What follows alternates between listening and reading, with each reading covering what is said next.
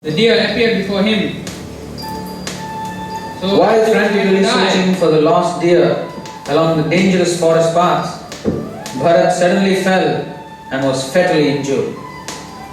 Lying there at the point of death, he saw that his deer had suddenly appeared and was sitting at his side, watching over him just like a loving son. Thus, at the moment of his death, the king's mind was focused completely on the deer. As we learn from the Bhagavad Gita, whatever state of being one remembers when he quits his body, that state he will attain without fail. In his next life, King Bharat entered the body of a deer. Most living entities are not able to remember their past lives, but because of the spiritual progress the king had made in his previous incarnation, he could, even though in the body of a deer, understand the cause of his taking birth in that body. Greatly lamenting his foolish mistake of getting attached to a mere deer, he kept himself aloof from all the other deer of his family, and he went back to Pulaha Ashram, the very place where he had practiced meditation in his previous life. But this time, he was careful never to forget the Supreme Personality of Godhead. Staying near the hermitages of the great saints and sages and avoiding all contact with materialists, he lived very simply, eating only hard, dry leaves. At the time of death, he was in full concentration upon the Supreme Personality of Godhead. In his next life, King Bharat took birth in the family of a pure saintly Brahmana priest and was known as Jada Bharat. By the Lord's mercy, he could again remember his past lives. As he grew up, Jada Bharat became very much afraid of his friends and relatives. For although they were born in Brahmana family, they were not at all interested in making spiritual progress. The boy was in constant anxiety, for he feared that by their influence he would again fall down into animal life. Therefore, although he was very intelligent, he behaved just like a madman. He pretended to be dull, blind and deaf, so that mundane people would not try to talk to him. But within himself, he was always thinking of the Lord and chanting His glories, which alone can save one from repeated birth and death.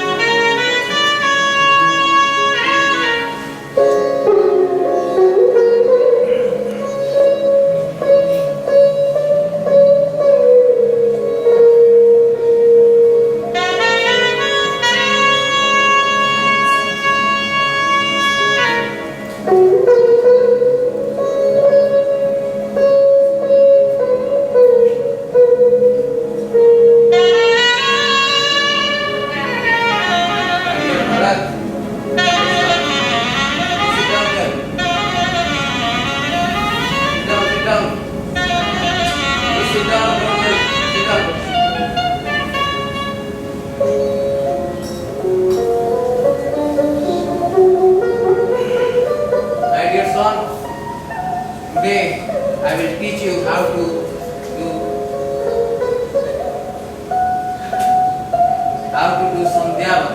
Sandhya prayer, worship, evening prayer.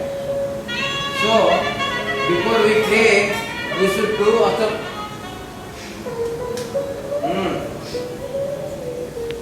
We have to do Achaman. See now how to do Achaman.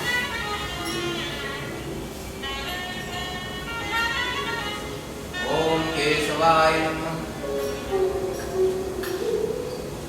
Om Narayana Namah. Om Madhvaya Namah. Now you do. Now you do Achaman. What is your spoon? Take this and do. Take that.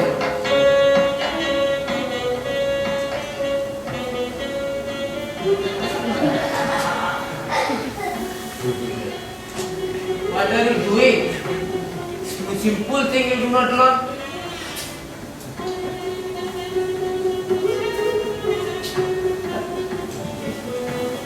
this, Bharat. Go and clean. How to teach? Go and clean first. That's a Turbedi. That's Brahmana, aristocratic Brahmana.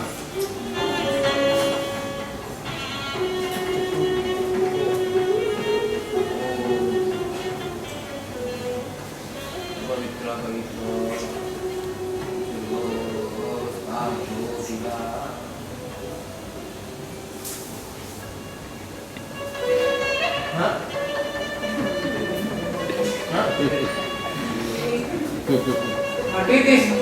I told you to clean. I am really disgusted.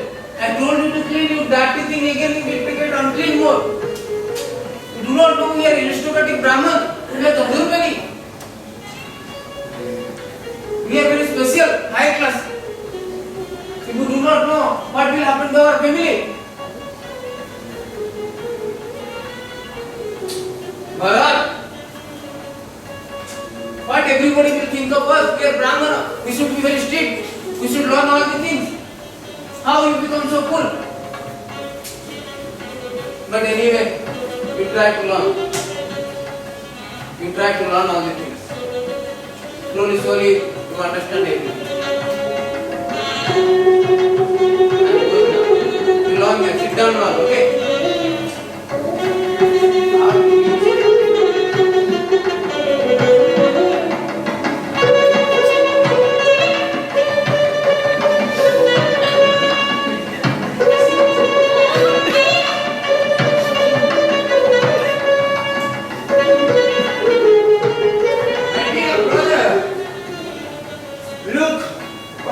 For you,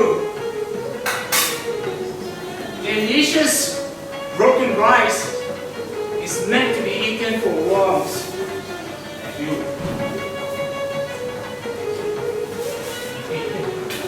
Hey!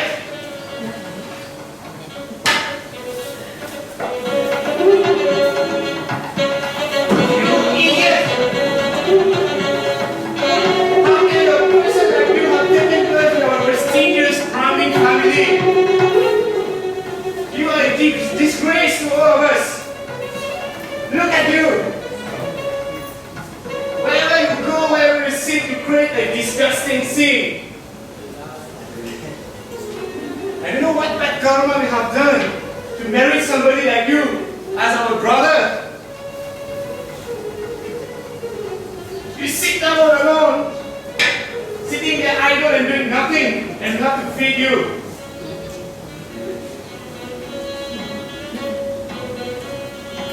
You go like a dog. I don't want to see you again.